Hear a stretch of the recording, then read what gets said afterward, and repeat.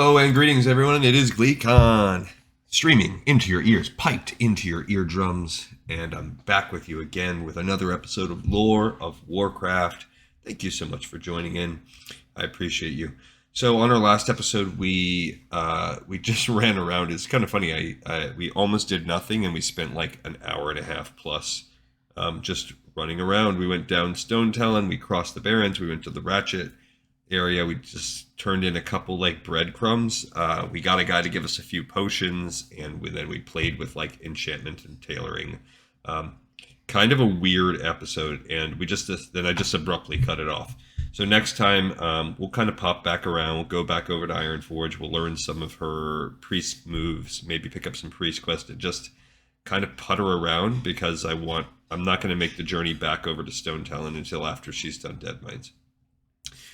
We've also been reading the Alliance Player's Guide, and we are going to be wrapping this book up soon. We're getting near the end of the 7th chapter, and we've kind of broken it up. So this one is going to be called Interracial Relations in the Alliance. I don't know exactly what that means.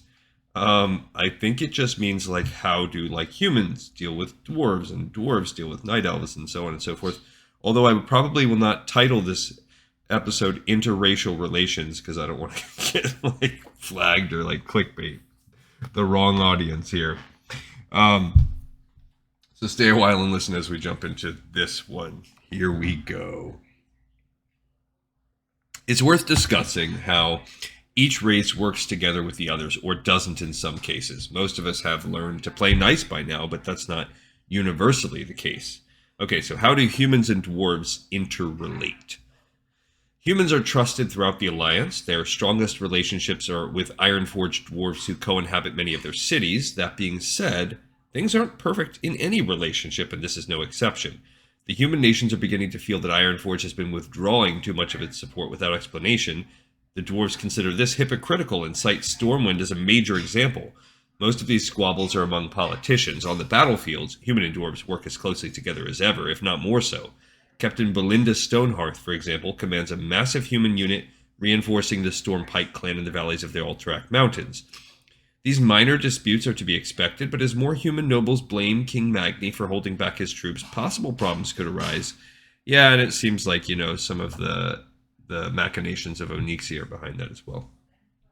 Okay, humans and the Night Elves. Night Elves, regardless of how different they may be from High Elves, have some of the same problems with humans.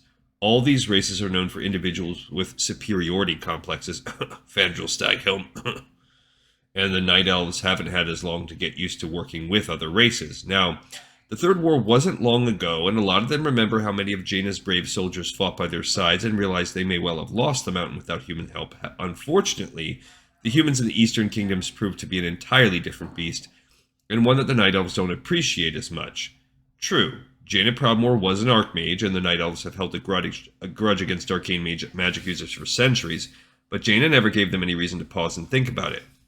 With the new knowledge that corrupted human magi were responsible for much of the power of the Scourge, and that many humans still worship demons and the old gods, the Night Elves are more suspicious of humans they can't keep their eyes on.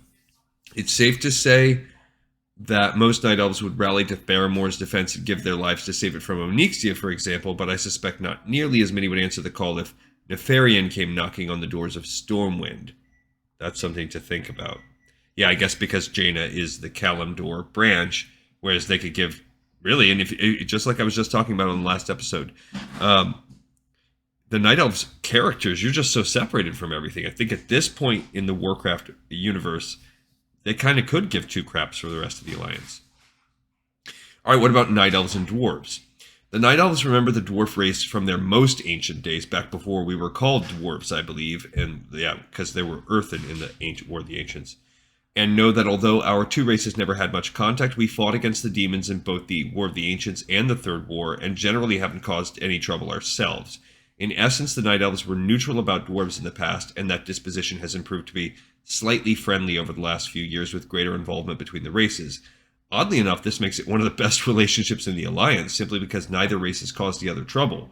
We dwarves know now that the Night Elves caused the first War of the Ancients, but unlike the Elves, none of us are 10,000 years old to remember it. As such, no one on the dwarf side can really hold a grudge. Neither of our races is fond of arcane magic, so we find some common ground there. Our heritage also seems to be connected, if only in a roundabout way. The Night Elves know that the Titans were the ancient shapers and guardians of the world. Upon the discovery that the dwarves were the Titans' creations, the elves warmed up to us noticeably. All in all, we consider each other solid allies at this time, but most dwarves and elves lack the strong emotional bond that some of the other races have formed due to long relationships and time spent together in war. Okay, High Elves and everyone else. High Elves are so few and scattered that I can't make judgments about their race as a whole. They are individuals, and they get along or don't with others as individuals. It's probably about half Elves, the same too. Wildhammer Dwarves and everyone else. A bit of a tangent here. The Wildhammer Dwarves don't necessarily work quite the same way as the rest of us in Ironforge, so it's worth talking about them here. Although they aren't officially part of the Alliance right now, they support us well with Griffin Riders and Mighty Stormhammers, as they always have. In terms of relationships, things get a bit interesting. They don't get along with humans quite as well as the rest of us for the most part because they've seen all the trouble humans can cause and haven't seen as much of the benefit of working with them. Likewise, they aren't as keen on the gnomes, not for any bad reason, but they simply don't have as close of a bond with the mini-dwarves as we do. On the plus side, however, they get along with high elves famously due to their strong bond with nature.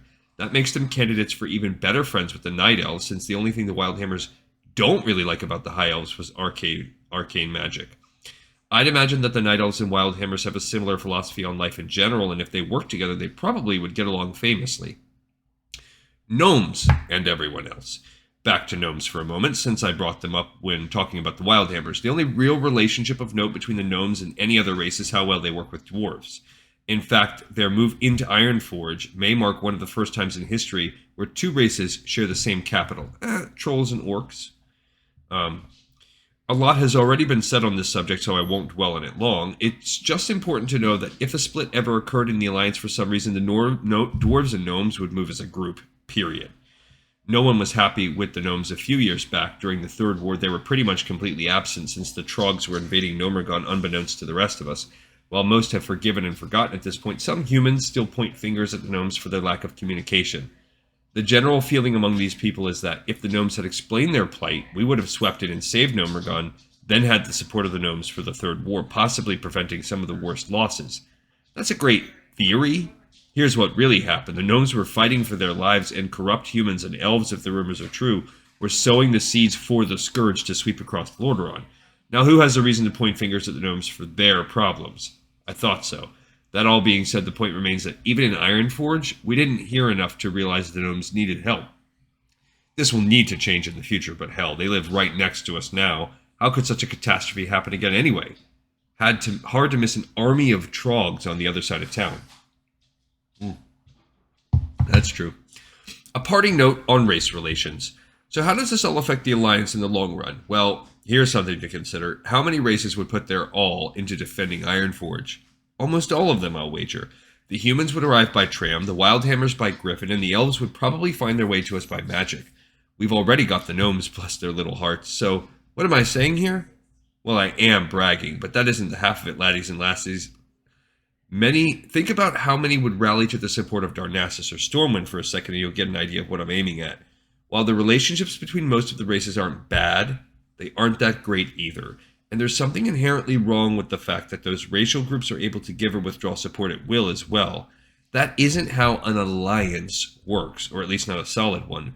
We need full cooperation, not this half-assed, self-serving cooperation pact we're calling not just an alliance, but the alliance. This is a cool, maybe high elf human thing. We need to deal with two main problems. Decentralized leadership is the first. As I pointed out earlier, each race has its own leaders, and not all of them are created equal. The only reason we managed to push back the orcs in the Second War was because we had a leader, Anduin Lothar, who was loved by all of us regardless of race, and he kicked the bucket hard. Where's a good sacrificial lamb when you need one? I didn't just say that. Anyway, we need to find someone who's active on the field, knows how to give orders, and can work with all the races on an equal level. That person needs to be promoted to leading the entire alliance pronto, and we need to enforce it. That means that if someone, say the Night Elves, decides they're too good for the leaders of our alliance, we have to pull some of our support. It's not a nice thing to do, but they need to realize that we're all in this together here, and if we can't work as a group, we're all fodder for the dead. It's that simple, folks. Second, we need to get people to stop discriminating because of, one, fear of past events repeating, e.g. night elves are scared of magi, and two, a few people of a certain race serving as a bad example, e.g. the Scarlet Crusade, killing other humans and their allies. I'm going to guess addressing the second problem won't happen. For the moment, however, putting some real leaders in charge of the Alliance as a whole would be nice. Where's that prophet when you need him? Maybe he could tell us who to pick for the oh-so-fun job of trying to coordinate our sorry bunch. Yeah, and I mean, that's one advantage that the Horde has. Now, they also have the disadvantage of some less than savory allies in the Forsaken.